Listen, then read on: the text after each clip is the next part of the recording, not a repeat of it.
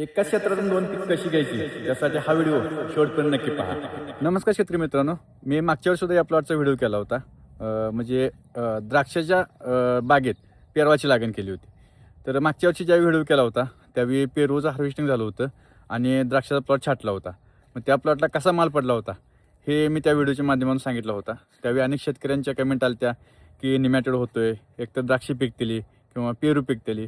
तर या पेरवाचं तिसरं पीक आहे आणि तिसरं पीक घेताना ह्यांनी म्हणजे ज्यावेळी आपण द्राक्षाची फळ चटणी घेतोय त्याच्या अगोदर पेरवाचं हार्वेस्टिंग होते. शेतकरी मित्रांनो आणि शेतकऱ्यांचं असं म्हणणं असते की शेती परवडत नाही, पण अशा पद्धतीने डोकं लावून आणि वेगळ्या पद्धतीने शेती केली तर नक्कीच शेती परवडते. मागच्या सीझनला सुद्धा या प्लॉटचा व्हिडिओ केला होता. त्यावेळी द्राक्षाचा प्लॉट 70 दिवसाचा आणि पेरू सेटिंग व्हायला होतं. त्यावेळी बऱ्याच शेतकऱ्यांचं असं म्हणणं आलं की पेरवाला जास्त निक्रोसिसचं प्रमाण असते, त्यामुळे पेरू तर टिकेल किंवा द्राक्षाची बाग तर टिकेल.